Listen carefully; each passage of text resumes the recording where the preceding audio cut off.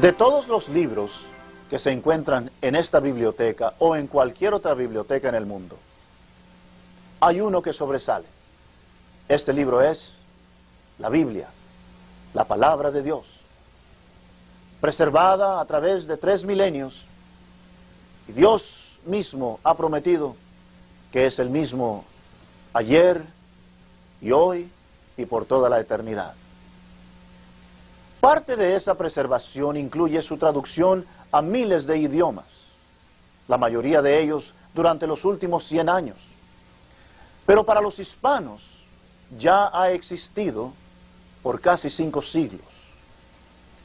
Desafortunadamente, muchos de los que han sido impactados por la Biblia en español no saben cómo llegó este libro a nuestras manos. Le invitamos a viajar con nosotros a los lugares originales donde Dios hizo la gran obra de dar al mundo hispano este tesoro eterno.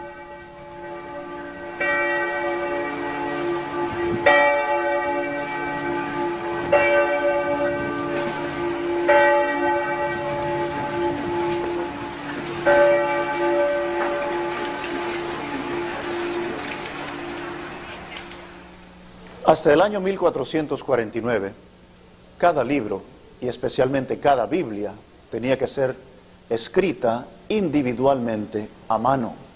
Cada letra, cada palabra, cada línea, cada página tenía que ser escrita a mano. Era un proceso extremadamente laborioso, caro e increíblemente tardado. En 1450, un hombre llamado Juan Gutenberg inventó la primera imprenta de tipo movible. Me encuentro en el Museo de Gutenberg en la ciudad de Mainz, en Alemania, y esta es una réplica de esa imprenta. El proceso de tipo movible es muy sencillo. Cada letra era moldeada de un metal especialmente mezclado.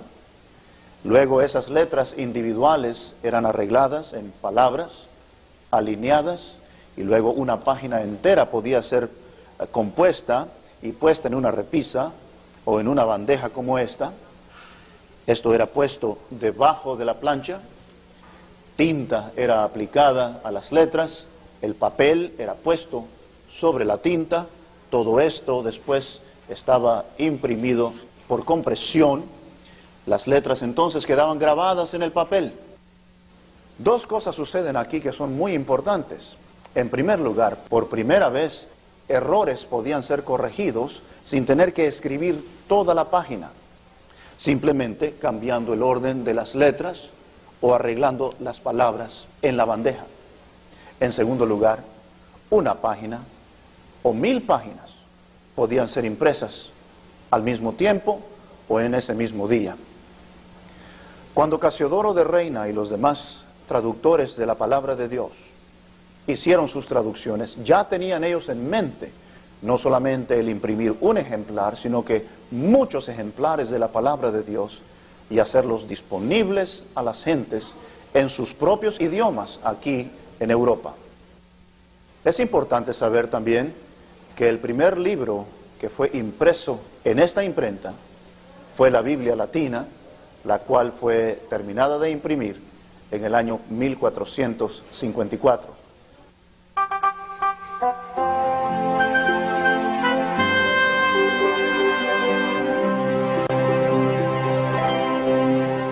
En 1516, un hombre llamado Erasmo, oriundo de Rotterdam, en Holanda, trabajó en ese edificio a mis espaldas, aquí en la ciudad de Cambridge, para publicar una edición del Nuevo Testamento directamente del idioma griego. Esta edición, llamada la Gran Edición del Nuevo Testamento, ha llegado a ser la columna vertebral de la familia de textos que sirvieron como inspiración para muchas traducciones de la Biblia en diversos idiomas.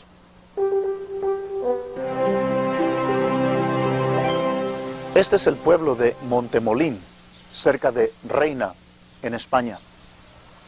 Cerca del año 1520, un hombre nació cuya influencia sería de incalculable valor. para todo el mundo hispano, sobre todo para el pueblo evangélico. Su nombre fue Casiodoro, mejor conocido como Casiodoro de Reina. La primera mención histórica de Casiodoro se encuentra cuando entra al monasterio de San Isidoro en Sevilla como monje jerónimo.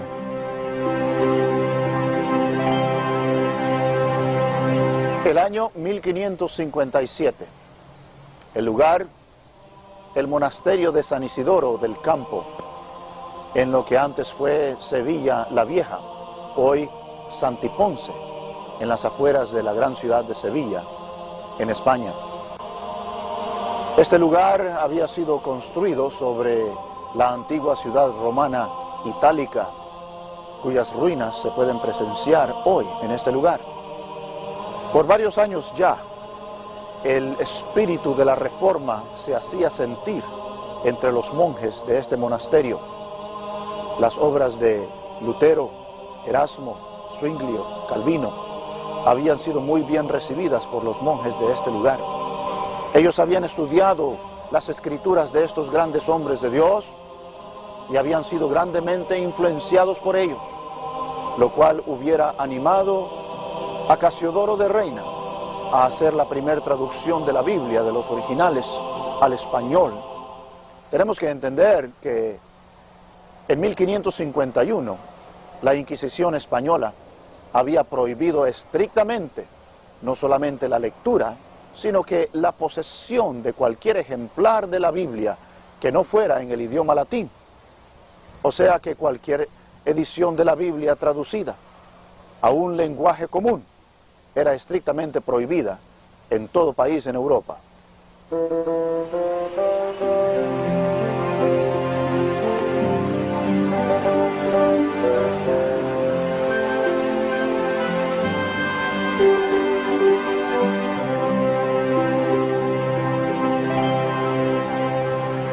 La palabra de Dios dice: ninguna arma forjada contra ti prosperará, y condenarás toda lengua que se levante contra ti en juicio. Esta es la herencia de los siervos de Jehová, y su salvación de mí vendrá, dijo Jehová. Estamos en el castillo de la Inquisición, o por lo menos lo que queda del mismo. Este era el cuartel general de la Inquisición aquí en Sevilla. En este lugar se encontraban los notorios calabozos de Triana. Aquí eran traídos los hermanos, eran torturados, eran enjuiciados y luego eran llevados al otro lado del río Guadalquivir, a la plaza de San Francisco, para sufrir el martirio.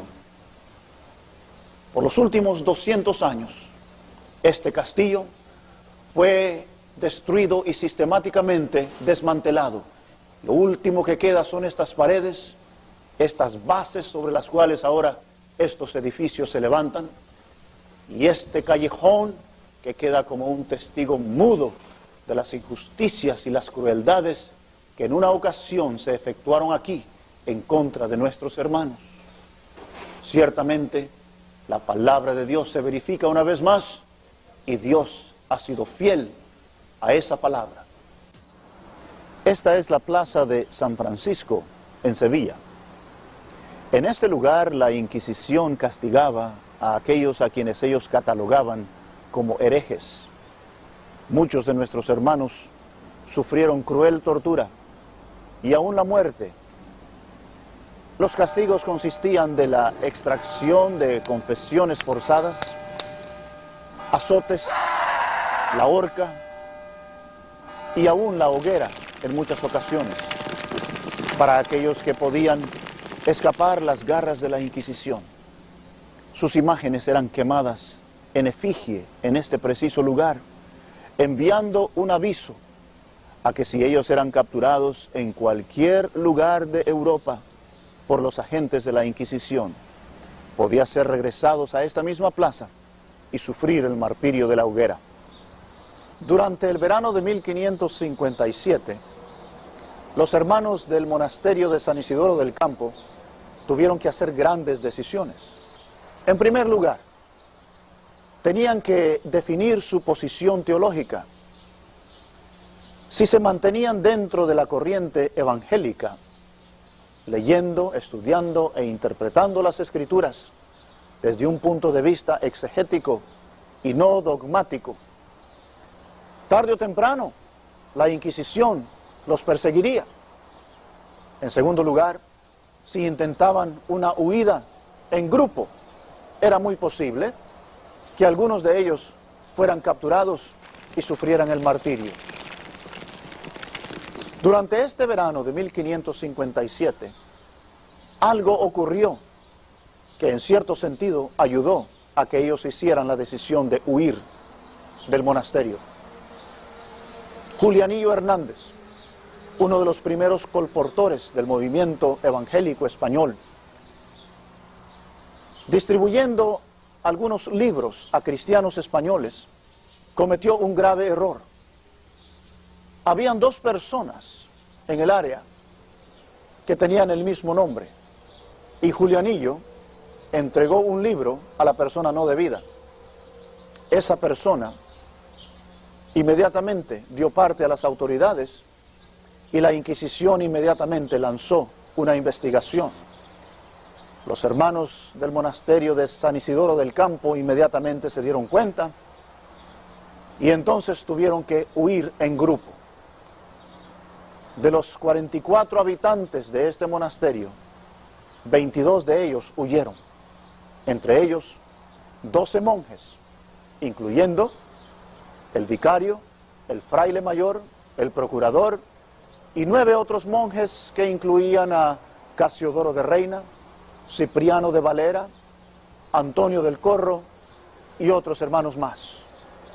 22 de ellos en total salieron por diversos caminos hacia Ginebra. La mayoría de ellos pudo llegar a la libertad que ofrecía la ciudad de Ginebra. Sin embargo, algunos de ellos fueron capturados, fueron traídos una vez más aquí a Sevilla, al castillo de San Jorge, el castillo de la Inquisición, donde fueron enjuiciados, fueron torturados y luego fueron llevados a la plaza de San Francisco, sufrieron el martirio en la hoguera, entre ellos Julianillo Hernández. Después de la huida del monasterio de San Isidoro, Casiodoro de Reina, Cipriano y los otros hermanos del monasterio hicieron la larga jornada que terminó aquí en la ciudad de Ginebra, en Suiza.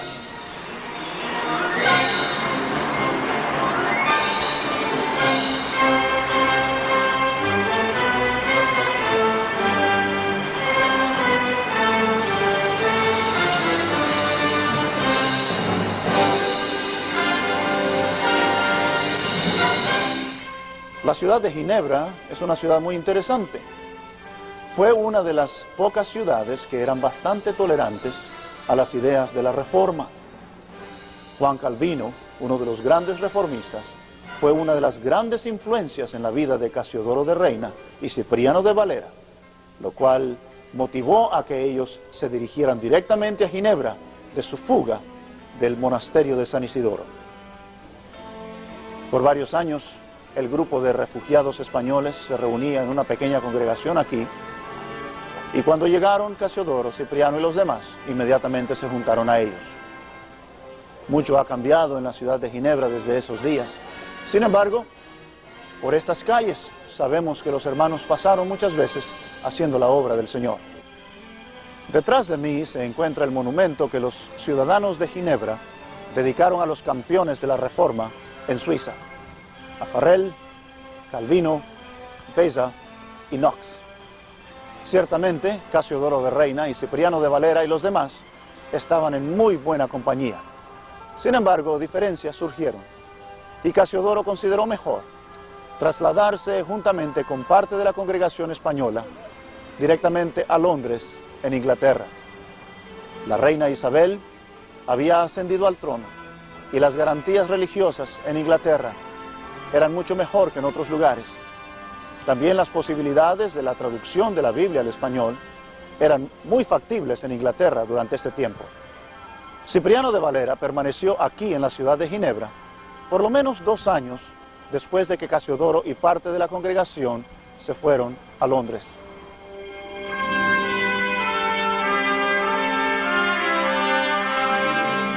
Casiodoro y el pequeño grupo de exiliados llegaron a Londres en 1559 y formaron una congregación española. Redactó una confesión de fe, la cual inmediatamente causó un escándalo porque rechazaba el bautismo de infantes y otros asuntos. Se les concedió permiso y comenzaron a reunirse en la parroquia de Santa María Axe, en la parte central de Londres. Cipriano de Valera siguió a Casiodoro a Londres y se involucró en la tarea de la traducción de la Biblia al español. La Inquisición española hacía todo esfuerzo por atrapar o desacreditar a los exiliados españoles. Pagaron a un espía para que lanzara acusaciones de adulterio y sodomía contra Casiodoro. Este consideró que lo mejor que podía hacer era abandonar Londres inmediatamente después de estas acusaciones. El 21 de septiembre de 1563, Casiodoro de Reina huyó de la ciudad de Londres y se refugió aquí, en la ciudad de Amberes, en lo que hoy es Bélgica. Varios días después, su esposa también pudo huir de Londres disfrazada de marinero y se dirigió aquí a la misma ciudad donde se juntó con su esposo. Los dos entonces emprendieron su jornada hacia Frankfurt.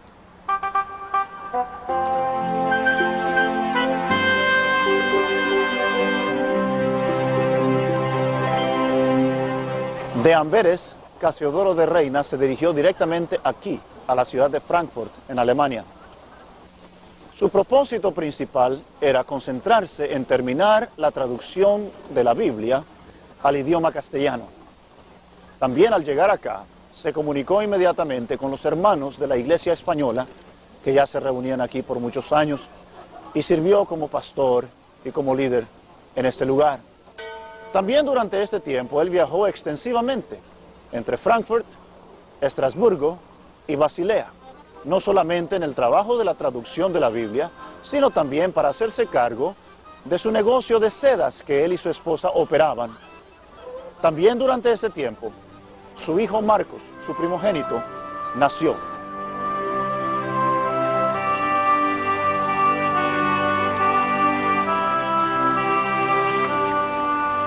Por fin, después de más de 10 largos años, el fin del camino en lo que concierne a la traducción de la Biblia al español. Casiodoro de Reina trajo todos sus manuscritos aquí a la ciudad de Basilea, en Suiza. En esa casa, marcada con ese ángel, Casiodoro de Reina pudo terminar su traducción al español. Llegó muy enfermo, gravemente enfermo. Tan enfermo que estuvo 5 semanas en cama. Sin embargo, pudo terminar la traducción y comenzó la supervisión de la impresión de la Biblia en el taller de un hombre llamado Juan Herbst, también conocido como Oporino. La Biblia empezó a ser imprimida en marzo de 1568. Desafortunadamente, Oporino murió a mediados del proyecto. Sin embargo, Guarín, el hombre que tomó el negocio, con la ayuda de otro impresor llamado Apiario, pudieron terminar la obra en agosto de 1569. La Biblia que Casiodoro de Reina tradujo y publicó es conocida como la Biblia del Oso, por la portada que tiene, con la figura de un oso tratando de alcanzar un panal de abejas. Ha sido escrito sobre esa portada. Algunos aseguran que es la marca del impresor, otros que tiene cierta alusión al libro de los Salmos en lo que concierne a la palabra de Dios, que es dulce al paladar y miel a la boca. Cualquiera que sea, la Biblia de Casiodoro de Reina sigue siendo una joya en lo que concierne a la literatura española.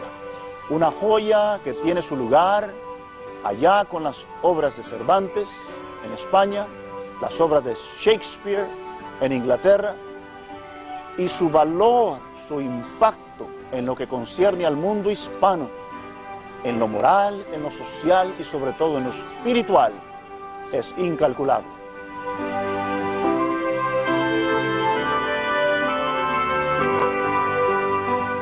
En 1578, Casiodoro de Reina recibió una invitación de parte de los hermanos de la iglesia francesa luterana que se reunía aquí en la ciudad de Amberes.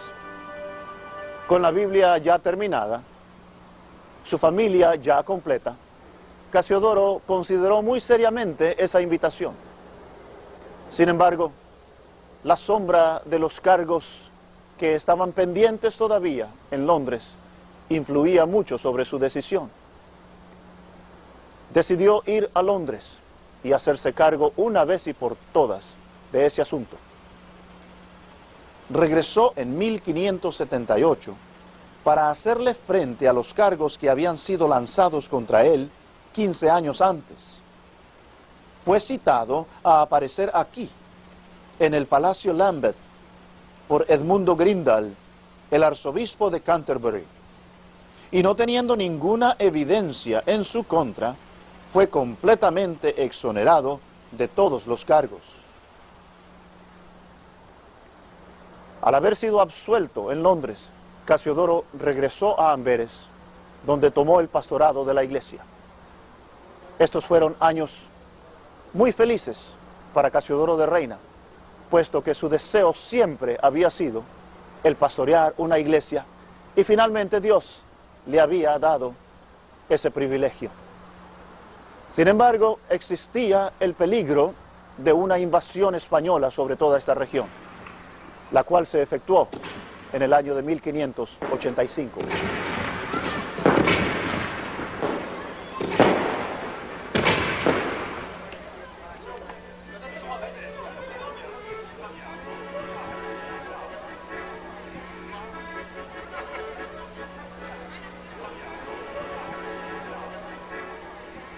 En 1585, Casiodoro de Reina hizo el papel de Moisés, en el sentido de que tomó a la congregación francesa que pastoreaba en Amberes y la trasladó aquí a Frankfurt, a esta localidad. Este era el lugar donde la iglesia de las Damas Blancas estaba ubicada. Este era el lugar donde la iglesia española se había reunido por muchos años.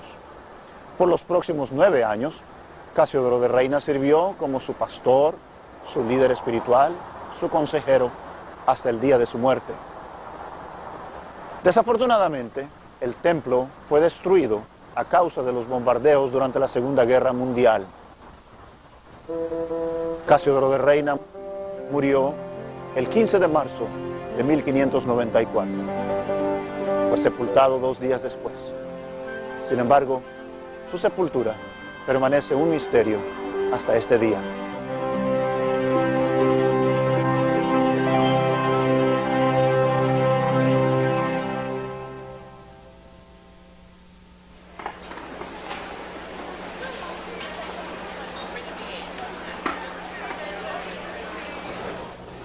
Existe otro hombre a quien todavía no hemos dado la atención debida, pero ciertamente fue uno de los grandes protagonistas en lo que fue la historia de la traducción de la Biblia al español. Su nombre, Cipriano, nacido cerca de la antigua ciudad de Badajoz, en lo que fue la Valera Vieja, en España. Él, juntamente con los demás monjes del monasterio de San Isidoro del Campo, huyó en compañía de Casiodoro y los demás hacia la ciudad de Ginebra. De allí, ellos se trasladaron directamente aquí, a Inglaterra. En febrero de 1559, Cipriano se dirigió aquí, a la ciudad universitaria de Cambridge, al colegio de Magdalena, que se encuentra a mis espaldas. En 1560, él recibió una recomendación directa de la reina Elizabeth, pidiendo que él fuera admitido como miembro de la asociación del Colegio de Magdalena aquí en Cambridge. Y en 1563, él recibió su maestría en ciencias y letras de este prestigiado colegio. Después de sus logros en Cambridge, Cipriano de Valera vino aquí, a la ciudad universitaria de Oxford, donde fue incorporado como profesor en el Colegio Magdaleno de la ciudad de Oxford en 1565. Por los próximos 35 años, Cipriano de Valera ejercería su profesión de maestro, no solamente aquí en las aulas de este Colegio Magdaleno, sino también como tutor privado a varios alumnos notables.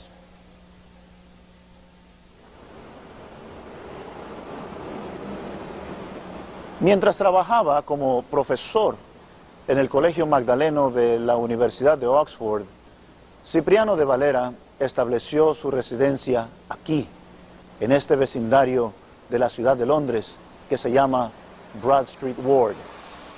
Fue durante estos años también que, además de trabajar en la revisión de la Biblia de Casiodoro de Reina, él también se empeñó en publicar una edición del Nuevo Testamento, la cual se terminó en el año de 1596.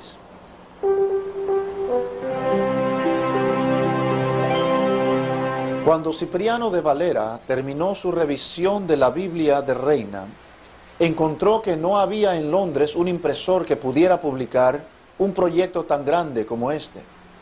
Así que vino aquí, a Ámsterdam, en Holanda, donde su versión de la Biblia fue publicada en 1602. No existe más información histórica de su vida después de este punto. Se presume que murió poco después de haber publicado su Biblia, pero su lugar de sepultura, así como el de Casiodoro, una de las experiencias se desconoce para un individuo hasta el día de hoy. Es cuando esa persona entra a una librería cristiana con el fin de comprar una Biblia. Se encuentra con repisas llenas de ejemplares de la Biblia en el idioma español. Muchas de ellas leen Reina Valera, otras tienen diferentes títulos. Y la persona tiende casi inmediatamente a tratar de irse a lo más antiguo para tener tal vez ese sentido de validez histórica en sus manos. Tengo en mis manos aquí una copia de la obra de Casiodoro de Reina, publicada en 1569, también conocida como la Biblia del Oso. Es un ejemplar muy hermoso. Tal vez la persona quisiera ir hacia la revisión que Cipriano de Valera hizo en 1602. Las dos están a la disposición del público. Sin embargo, nos damos cuenta, simplemente al abrirla, que además de promover un interés histórico o sentimental, son un poco imprácticas y difíciles de usar porque el idioma, la forma ortográfica del castellano del siglo XVI es muy diferente, muy distinto al español de nuestros días. Así que nos hacemos la pregunta, ¿cuál versión debe uno de escoger? Después de mucho escudriñamiento hemos llegado a la conclusión de que hay dos versiones que son muy fidedignas y se apegan mucho a lo original. Estas son la versión de 1909, también conocida como la versión antigua, y la versión de 1960. Por el simple hecho de que estas dos versiones en español de las Sagradas Escrituras descansan sobre el texto original, sobre lo que llamamos el texto recibido, el textus receptus. Ahora, existen muchas otras Biblias en español, algunas de ellas aún con el título de Reina Valera. Sin embargo, estas versiones de la Biblia, como la Nueva Versión Internacional, la versión popular, la Biblia de Jerusalén, la Reina Valera actualizada, algunas de las Biblias nuevas que la Iglesia Católica ha publicado, algunas paráfrasis como Dios llega al hombre, la Biblia al día, etcétera, en español, descansan, si no totalmente, por lo menos parcialmente, en los textos críticos, en los textos modernos, en el texto alejandrino, que ya hemos visto, tiene sinnúmeros errores, que en muchas ocasiones altera el texto original o aún omite pasajes enteros de las Sagradas Escrituras. Un pequeño ejemplo entre muchos que podríamos darles. En Mateo capítulo 18 y versículo 11, el texto original lee: porque el Hijo del Hombre ha venido para salvar lo que se había perdido. Este texto tan importante para nuestra fe ha sido completamente omitido de la versión popular, la Nueva Versión Internacional. Aún la Reina Valera actualizada lo omite por completo. Así que la persona se pregunta, entonces, ¿cómo sé que tengo en mis manos un volumen de las Sagradas Escrituras que es fidedigno? Muy fácil. Abra esa Biblia a la portada, a la primera página, y allí encontrará usted la fecha de esa versión. Si esa Biblia lee 1909 o 1960, usted puede estar seguro que esa versión de las Sagradas Escrituras descansa sobre el texto original, el texto recibido, el texto antiguo, el cual es el más fidedigno para nosotros.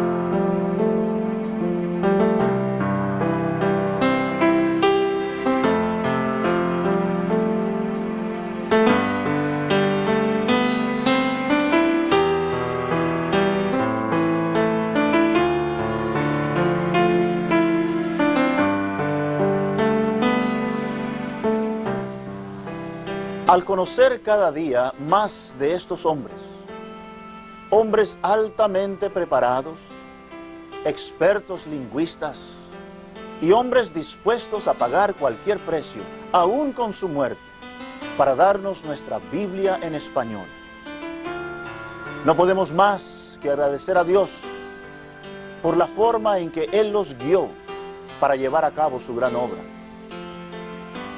Durante el siglo XX, el grupo de mayor crecimiento en el Evangelio fue el mundo hispano. Millones de almas han venido a los pies de Jesucristo por el sacrificio de Francisco de Encinas, Juan Pérez de Pineda, personas como Julianillo Hernández, pero sobre todo Casiodoro de Reina y Cipriano de Valera. Ciertamente, Dios ha sido fiel a su palabra y ha depositado en nuestras manos el tesoro eterno.